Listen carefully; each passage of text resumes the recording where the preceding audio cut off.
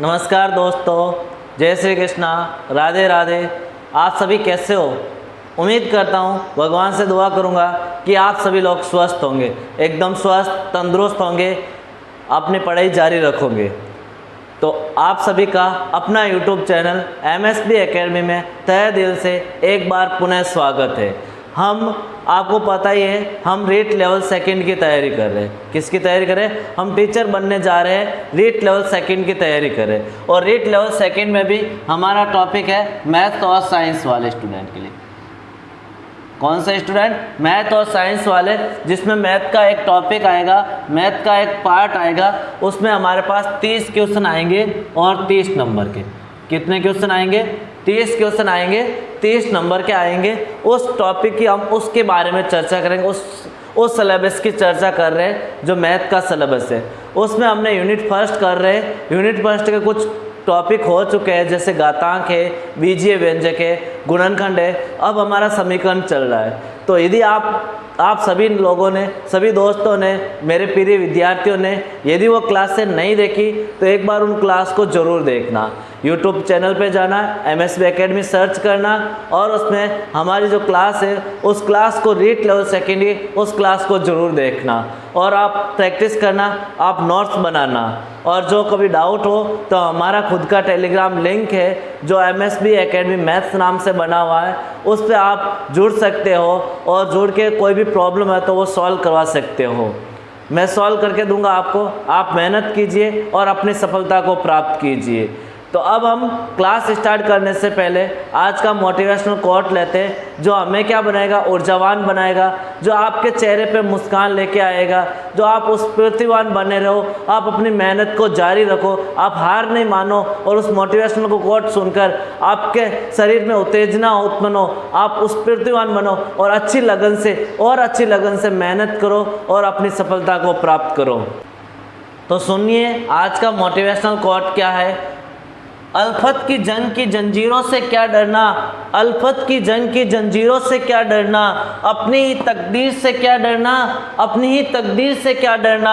जब खुद पर हो भरोसा, जब खुद पर हो भरोसा तो हाथों की लकीरों से क्या डरना, तो हाथों की लकीरों से क्या डरना। तो दोस्तों, जब खुद पर भरोसा हो, खुद की मेहनत पे भरोसा हो तो हाथों की लकीरों पे नहीं डरना। हमें किस्मत पर नहीं बैठना, हमें अपनी मेहनत करनी और मेहनत के बलबूते पर हमें किस्मत को भी हराना है और किस्मत को भी बदलना है और हमें अपने लक्ष्य को प्राप्त करना है। किस्मत तो उनकी भी होती है जिनके हाथों में लकीरें नहीं होती है।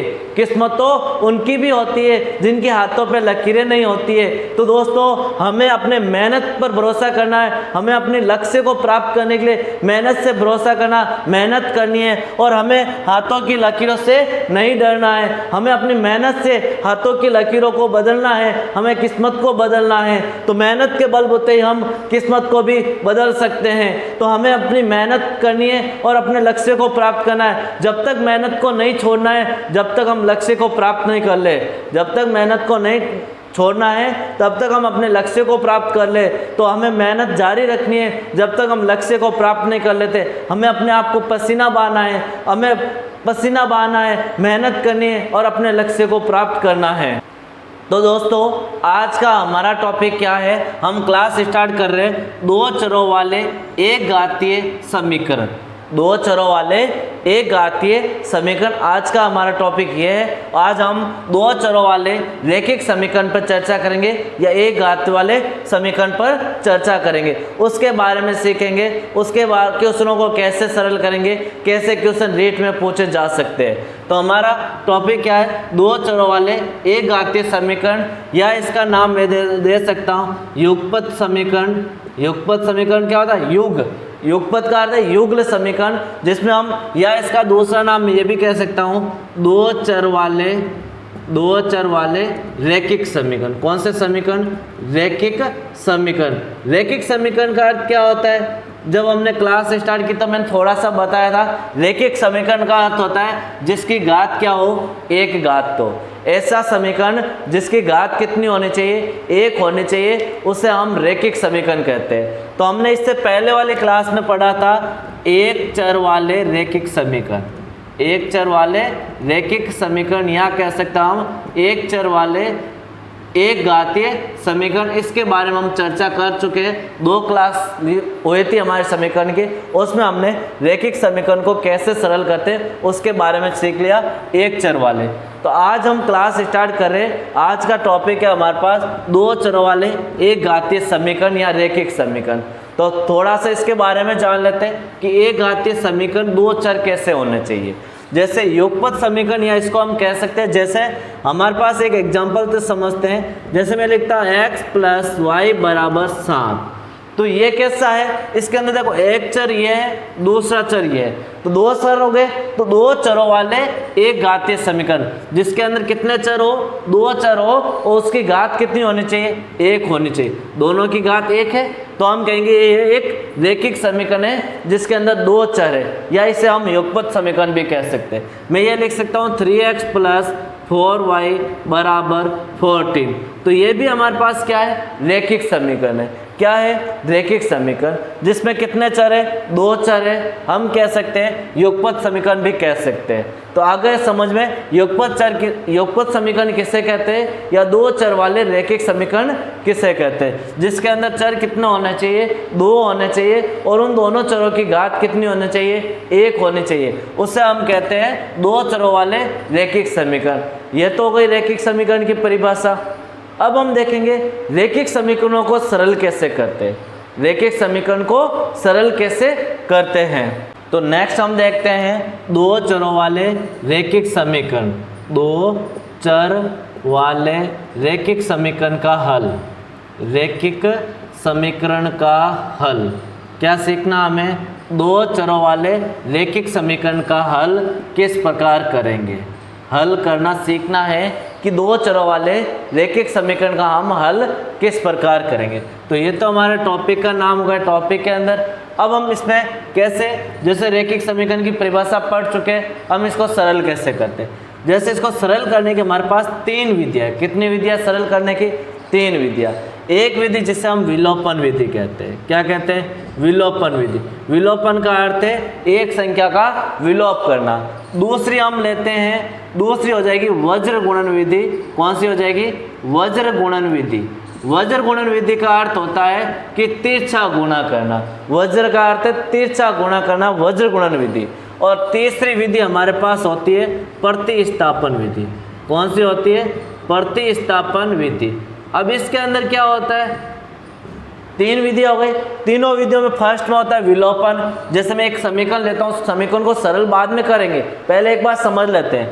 जैसे x + y = 7 और 2x + 3y = 5। ये एक हमारे पास 2 समीकरण है। इन दोनों समीकरण को सरल करने के लिए 3 विधियाँ। फर्स्ट है विलोपन। विलोपन का अर्थ एक को हटाना है।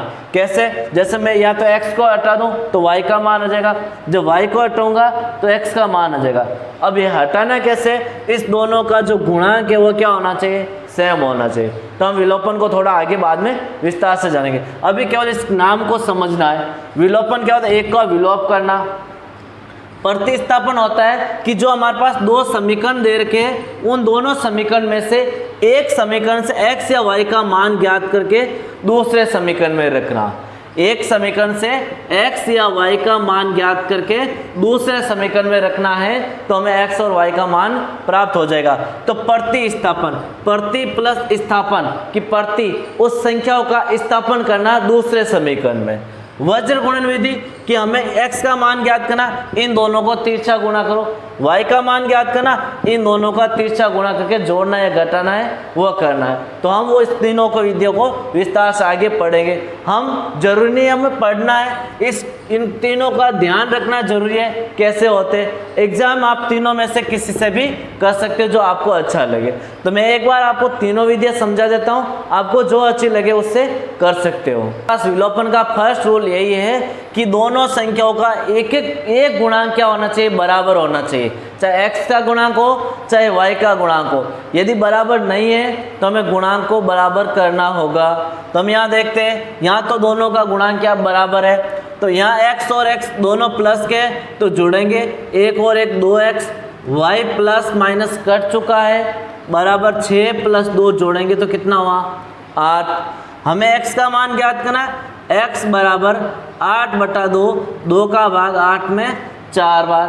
तो x का मान कितना आ गया हमारे पास 4। यदि x का मान 4 इस समीकरण में रखे तो y का मान आ जाएगा। चाहे दोनों में से किसी में भी रख सकते हैं। जैसे मैं इसमें रख दूं तो भी सेम आएगा और इसमें रखूंगा तो भी सेम आंसर आएगा।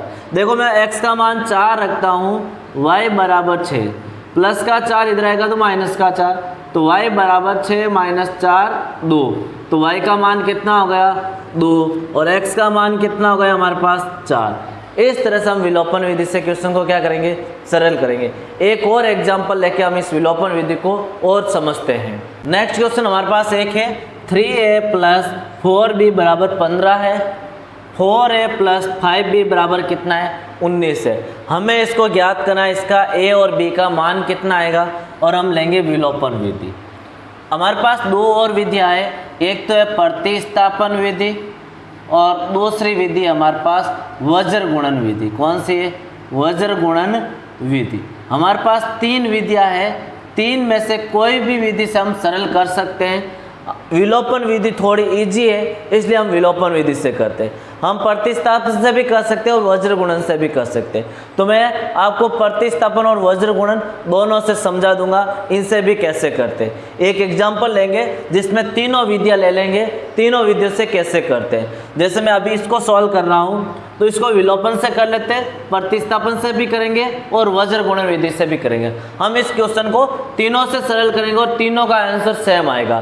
देखना, हम विलोपन से कर रहे हैं। सबसे पहले तो दोनों समीकरण में देखो किसी का भी गुणांक बराबर है क्या, यहाँ 3 और 4 या 4 और 3 दोनों का गुणांक बराबर नहीं है। हमें एक का गुणांक बराबर करना चाहिए, एक चर का, कोई भी एक चर का गुणांक बराबर कीजिए। अब करना किसका, जिसका आपको क्वेश्चन में पूछता उसके अपोजिट का। जैसे आपको पूछे a का मान क्या होगा तो हमें b का गुणांक बराबर करना है। हमें b का मान पूछे तो a का गुणांक बराबर करना है। अभी हम किसी का भी कर सकते हैं। तो मैं यहाँ से दोनों में से a का गुणांक बराबर करता हूँ। तो मैंने एक बार ये दोनों समीकरण है, इन समीकरण को मैं ऊपर और नीचे लिख देता हूँ। अब यहाँ देखते हैं गुणांक बराबर करे कैसे, गुणांक बराबर करे कैसे। तो यहाँ तो है 3, यहाँ है 4, यहाँ है 4, यहाँ है 5। अब a का गुणांक बराबर करना है। मैं चलो a का गुणांक बराबर करता हूँ। किसका गुणांक करता हूँ, a का गुणांक क्या कर देता हूँ बराबर। अब करे कैसे, यहाँ तो 3 है, यहाँ 4 है। बराबर करने के लिए करना क्या होगा, तो मैं यहाँ क्या करूँगा, यदि मैं इसको 3 से गुणा करूँ और इसको 4 से गुणा करूँ, जो यहाँ है उसको ऊपर वाले से, जो ऊपर वाला है उसको नीचे वाले से गुणा कर दो सॉरी, उससे हमारे गुणांक क्या हो जाएंगे, बराबर हो जाएंगे। 4 3 12, 4 3 12 हो रहे गुणांक बराबर। तो गुणांक बराबर करने के लिए क्या करना होगा, जो a का गुणांक है समीकरण 2 का उसको 1 से गुणा कर दो, जो एक समीकरण 1 का a का गुणांक है उसको समीकरण 2 से गुणा कर दो।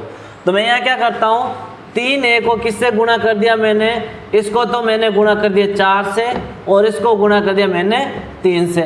और मैंने क्लास स्टार्ट की उससे पहले भी आपको बताया था कि जब भी गुणा करते हैं तो पूरी समीकरण से करना होगा, नहीं तो गलत होगा। अब हम गुणा करते, 4 3 12a, 4 4 16b प्लस 15 को 4 से गुणा किया 60 बराबर 60। 4 3 12, 4 4 16, 15 चौक 60। इसी तरह इसको भी गुणा करो, 4 3 12 है, 5 3 15 भी और 19 3 57 कर दिया गुणा। अब देखते हैं कट रहा है नहीं कट रहा, तो हमें साइन चेंज करना है। जैसे मैं इसका माइनस कर देता हूँ प्लस का, ये भी प्लस का माइनस और ये भी प्लस का माइनस, सबके साइन चेंज करने, एक के नहीं करने, सबके करने जरूरी है।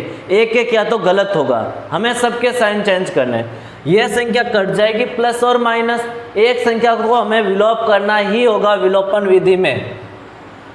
16 में से 15 घटाएंगे तो 1 बचेगा बराबर, 60 में से 57 घटाएंगे तो 3 बचेगा। तो b का मान कितना आ गया 3। ये b का मान 3 आप इस दोनों में से किसी में भी रखोगे तो a का मान आ जाएगा। मैं यहाँ रखता हूँ b का मान 3, 4 1 प्लस 5 गुणा 3 बराबर 19, यही है। 4 1 प्लस 5 3 15 बराबर 19, 4 है प्लस का 15 इधर आएगा तो माइनस का 15, 19 माइनस 15 कितना होगा 4। 4 इधर गुणा में इधर आएगा तो भाग में, a बराबर 4/4 कितना हो गया 1। तो a का मान कितना गया 1 और b का मान कितना गया 3। तो मैं लिखूंगा यहाँ a बराबर 1 और b बराबर 3, ये a और b का मान है। तो देखिए दोस्तों, अभी हमने क्या किया, विलोपन से ज्ञात किया। इस क्वेश्चन को कैसे सरल करते हैं। अब इसी क्वेश्चन को हम क्या करते हैं, प्रतिस्थापन से सरल करते हैं। हम तीनों विधि देख लेते हैं कैसे सरल करते हैं। तो अब क्या करते हैं, प्रतिस्थापन से। फिर आपको जो अच्छा लगे उससे कर सकते हो। तो प्रतिस्थापन से कैसे करेंगे, तो यहाँ देखिए, प्रतिस्थापन का अर्थ है एक समीकरण से एक चर की वैल्यू ज्ञात करके दूसरे चर समीकरण में रखिए। जैसे हमारे पास यह समीकरण है, इस समीकरण में से मैं a की वैल्यू ज्ञात करूंगा। किसकी वैल्यू ज्ञात करूंगा, a की वैल्यू। a की वैल्यू कैसे ज्ञात करते हैं, जैसे 3a प्लस, ये प्लस का 4b है, इधर प्लस का इधर आएगा तो किसका होगा, माइनस का। तो मैं लिखूंगा 3a बराबर 15 माइनस 4b।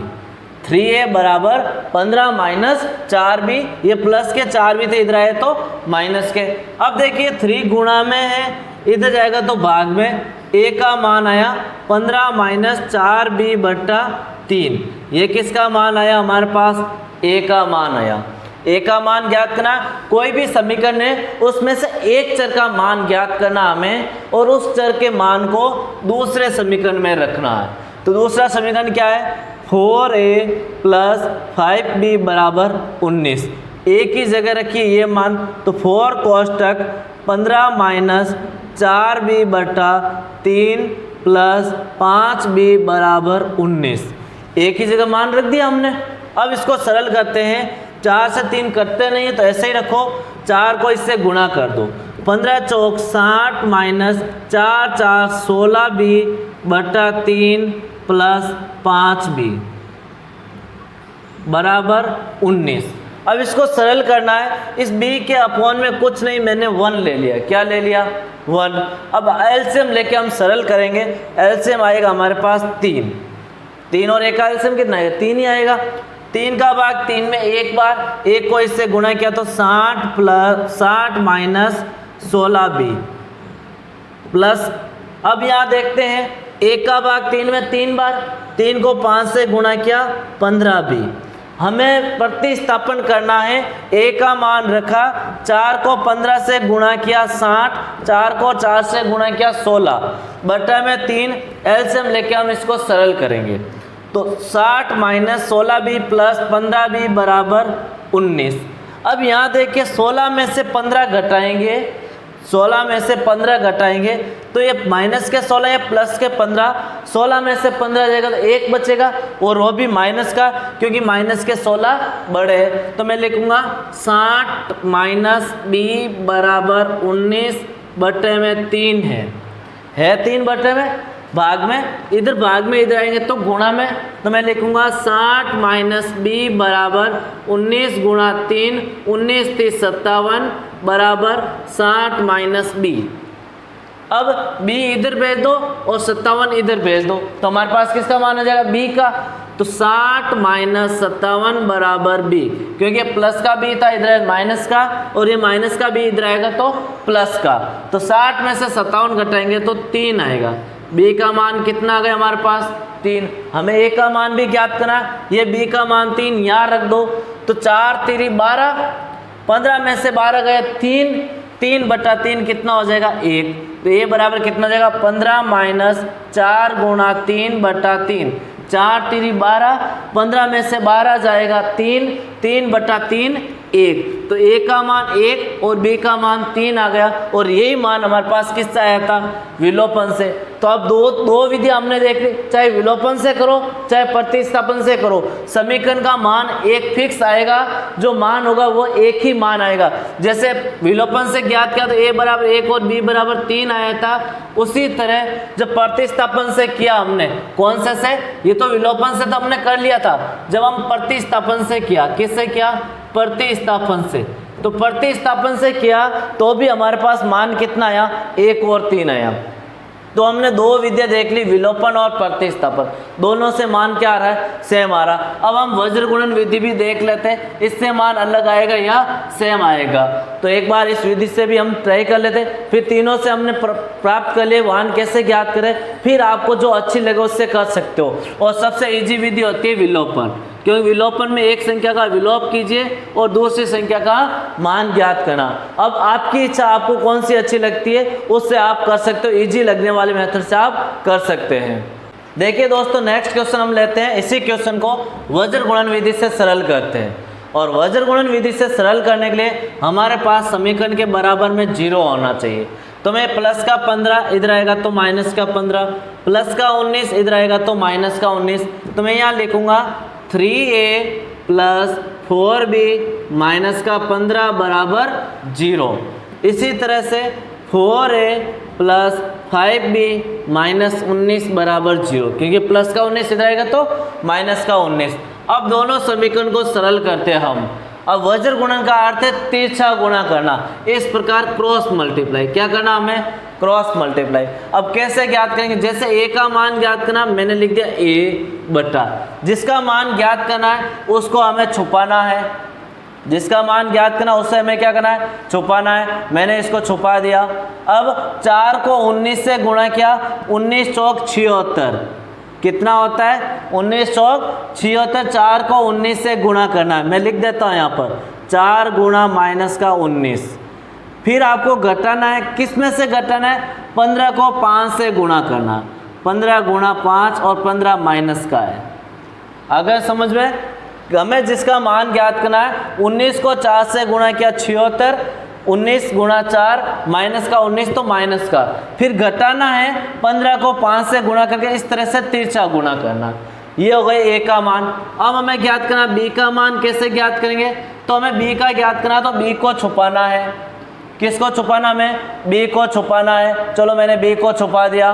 3 को 19 से गुणा, किससे, 3 को 19 से गुणा, माइनस का b, हमेशा ध्यान रखना है बीच में माइनस का साइन आएगा।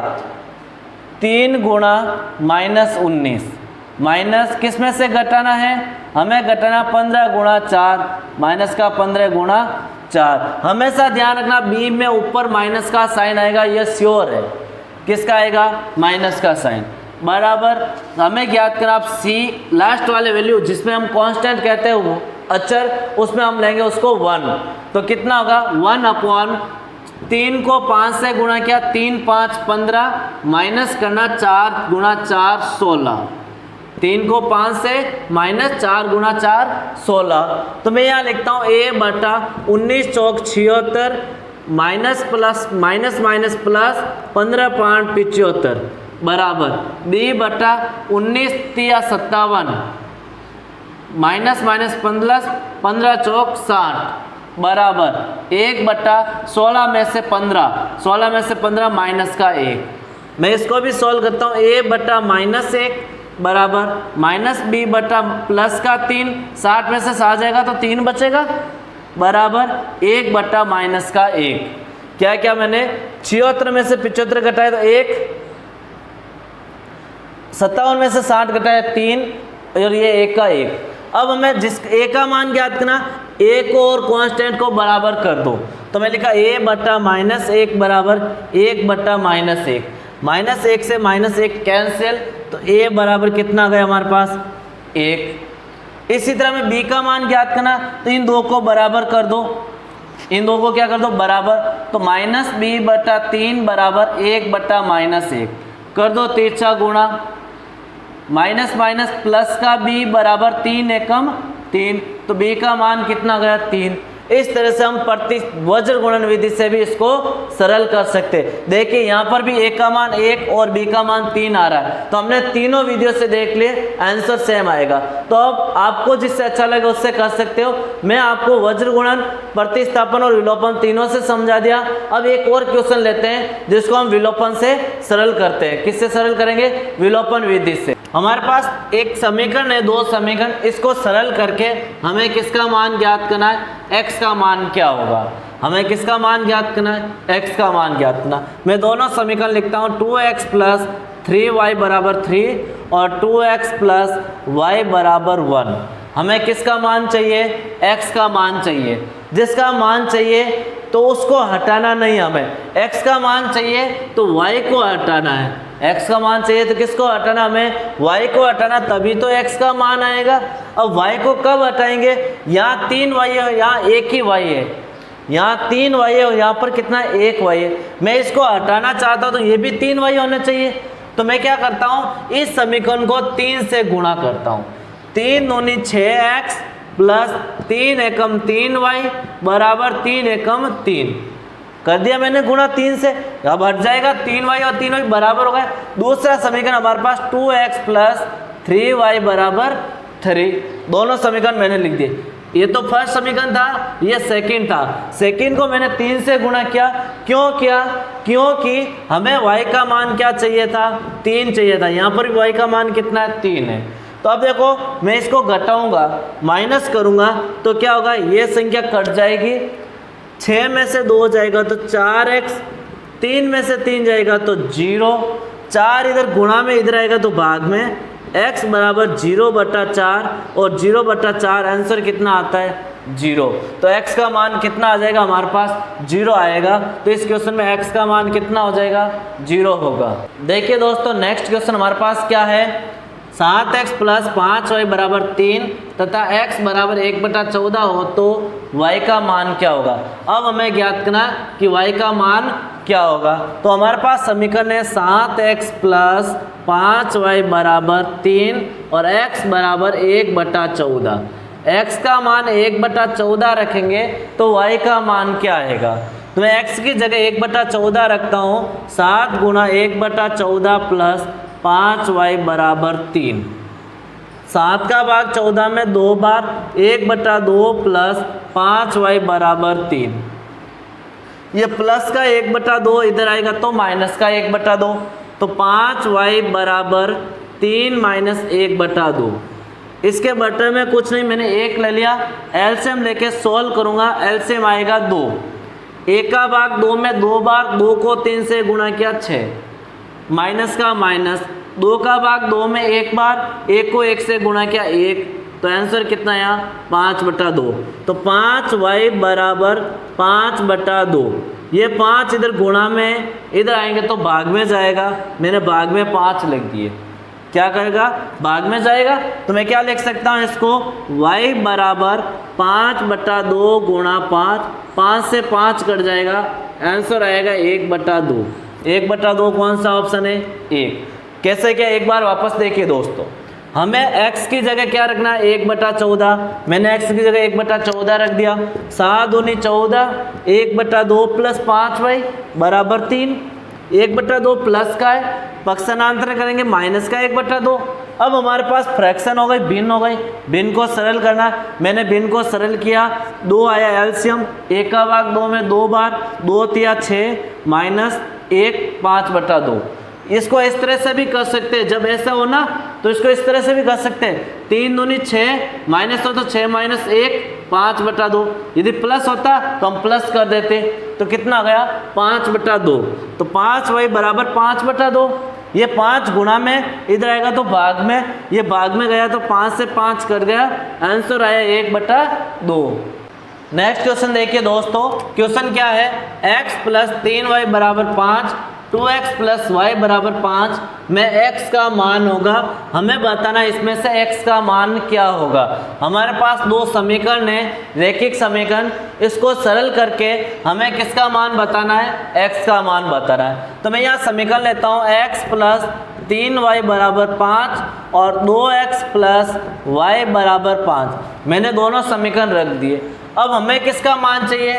x का मान चाहिए, तो y को विलोपन करना है। किसको विलोपन करना है? y को हटाना है। y को कब हटाएंगे? जब हमारे पास क्या होगा? y का गुणांक क्या हो? बराबर हो। तो मैं इस समीकरण को किससे गुणा करता हूँ? 3 से गुणा करूँगा तो y का मान क्या हो जाएगा? बराबर होगा। तो मैं इससे गुणा करता हूँ 3 से, कितना बनेगा? 3 दूनी 6x प्लस 3y बराबर 5 3 15। एक समीकरण ये है, दूसरा समीकरण ये है हमारे पास।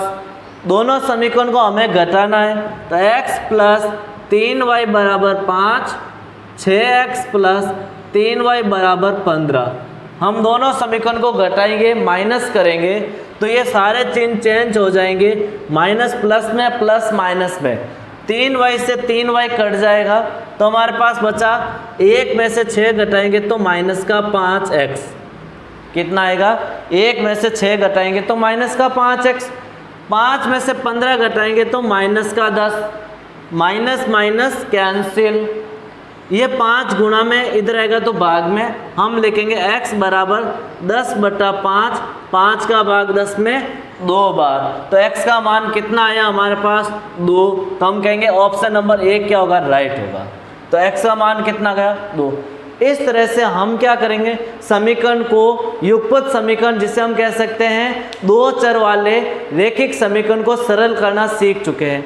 2 चर वाले रैखिक समीकरण को सरल कैसे करेंगे, जो आज की क्लास में हमने सीख लिया। नेक्स्ट कल की क्लास होगी, उसमें कुछ समस्याएं आएगी, उस समस्याओं को सरल करना, कथन से समीकरण बनाना और उसके बाद उसको सरल करना। एक तो टॉपिक ये लेंगे और उसी के साथ छोटा सा टॉपिक एक और है जिसमें हमें कभी कभार क्या होता है, युगपत समीकरण की कुछ कंडीशनें होती है 2-3, वो कंडीशन लिखाऊंगा मैं आपको, उस कंडीशन पे क्वेश्चन पूछ सकता है। तो कल की क्लास हमारी होगी बहुत इंपॉर्टेंट होगी, उसमें हम एक तो कथन से समीकरण बना के उसको सरल करेंगे और दूसरा उसमें हम क्या करेंगे कि हम कुछ कंडीशनें होगी कि युगपत समीकरण उसकी कंडीशन होती कि उसके अद्वितीय हल है, अनंत हल है, कैसे, वो कंडीशन हम कल वाले क्लास में करेंगे।